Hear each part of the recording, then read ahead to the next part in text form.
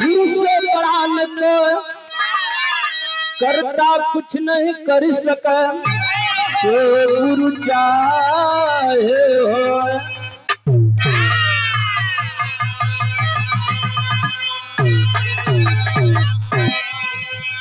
गुरु गोविंद दो को लागे पाए बलिहारी गुरु आपने गोविंद दियो बताए।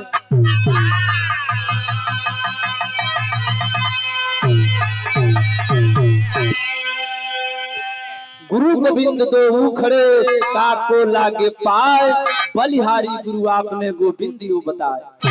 गुरु की महिमा बड़ी ऊंचा हुआ करता है। कहा जाता है कि गु मिस होता है अंधेरा, रू मिस होता है प्रकाश। जो अंधकार से प्रकाश की ओर लाए वही गुरु होता है। बात के लेकर समय न बात कोनो गीत बा मनीष बाबू आवा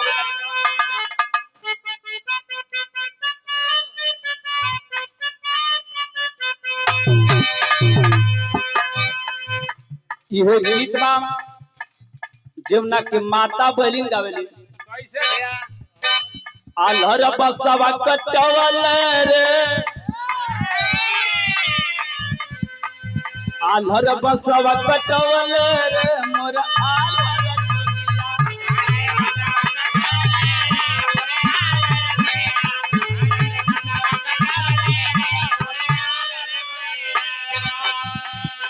यही गीतिया के बिहार जगत में मोड़कर एक रूप दिया गया। वह रूप का है और बहिन बनरमी उमरिया हो और बहिन बनरमी उमरिया हो अरे उमरिया हो किरिया लेला बालम किरिया लेला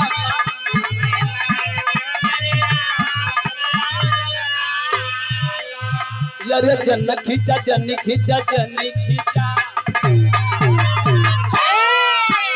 जन खींचा हमारी अचरिया हो जन खींचा हमारी अचरिया हो किरिया लेला बा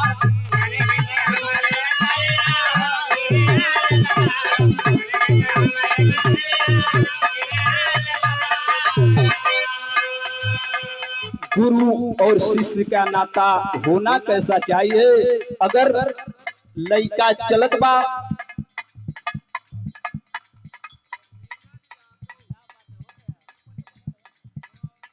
और ये हमारे बचपन का मित्र आप लंगोटिया यार सुख दुख के साथी और आप शानदार एक नेता भी है, एक सपा के सच्चे सिपाही है।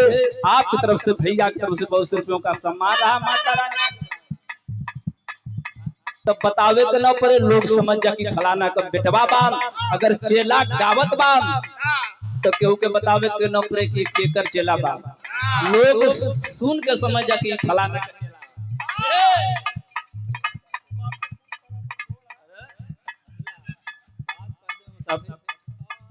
और ये हमारे मित्र बड़के भैया आप ड्राइवर साहब जी की तरफ से जो लोको पायलट के आप ड्राइवर है बड़ा ही प्यार आशीर्वाद स्नेह मिलता है। बड़के भैया सतीश भैया की तरफ से बहुत से रुपयों का आशीर्वाद रहा है। गुरु गुरु यहाँ पानी हो महफिल लगल बा गुरु यहाँ पानी हो गुरु के कर के मानी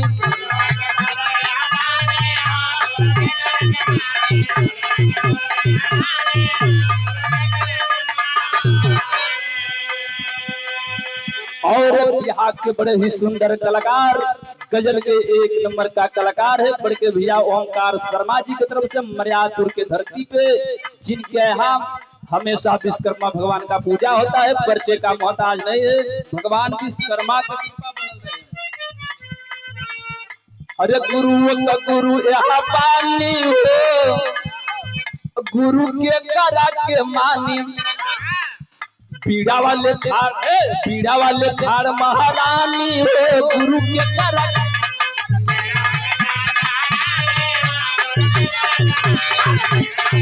और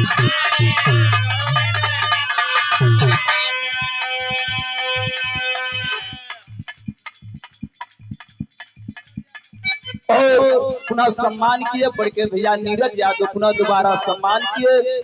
ये बतावे के जरूरत न बा सुकुमार भाई, जे लोग फेसबुक व्हाट्सएप सोशल मीडिया से जुड़त बा, भैया के कार्य से सब केहू खुश बा, चाहे मरण होके चाहे जीवन होके, जाने का काम करते हैं बड़के भैया। आप नीरज यादव जी धनौरा के धरती से, आप भावी प्रत्याशी नहीं, आप जिला पंचायत सदस्य समझे तो हो चुके हैं।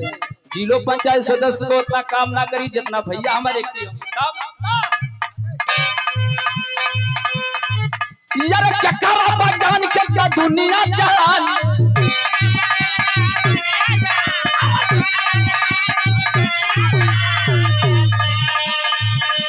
बहुत जगह खोजली बेदवा पुराण में,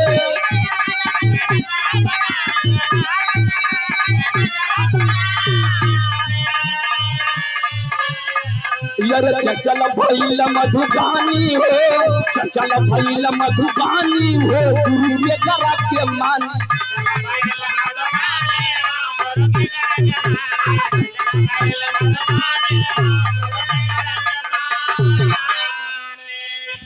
और आप आदरणीय मास्टर साहब परम श्रद्धेय आप गप्पू भैया की तरफ से बहुत से रुपयों का सम्मान रहा।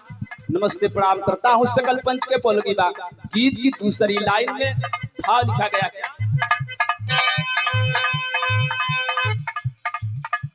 आसती सभा से गुरु तोहरे से लगले,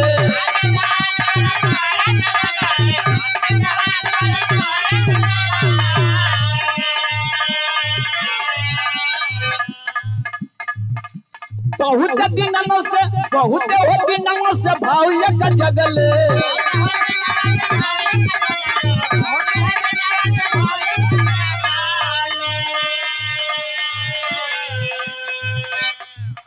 और एक इनाम नहीं,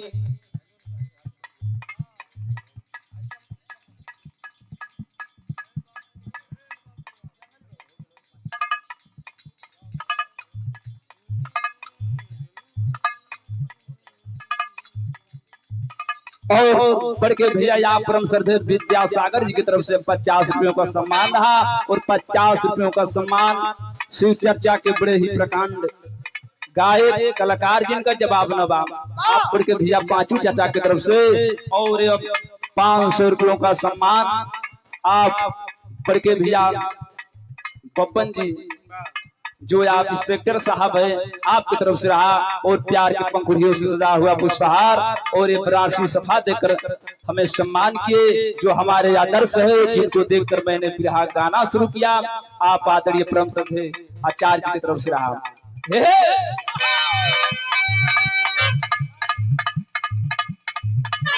आसपी सब सहमत तो हब्य लगावली,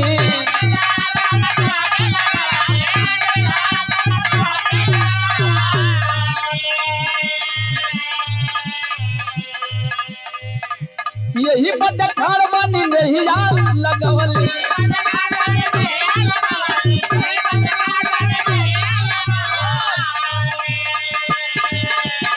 यार सरिता सुमन सुतरानी हो, गुरु तोहरे के मानी, सरिता गुरु तोहरे के मानी।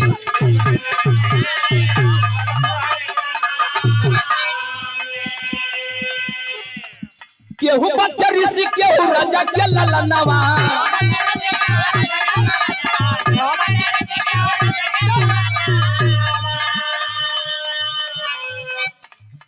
और बड़के भैया विनोद मोबाइल सेंटर की तरफ से आपके भैया आपकी तरफ से रहा। केहू बच्चा ऋषि केहू राजा के ललनवा,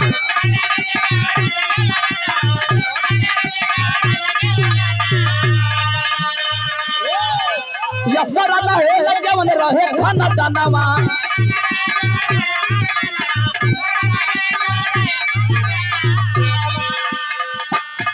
यार असर पर लखना दानी हो, गुरु के करा के मानी, असर पर लखना दानी हो।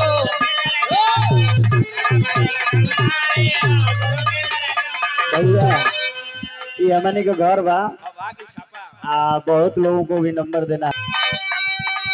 दीन मोहम्मद जी ज्ञान जब पवल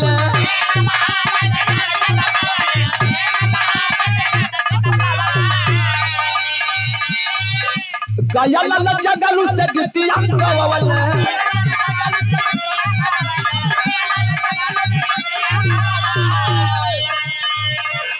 यार जिया सजना लिया ज्ञानी गुरु के करा के मानी।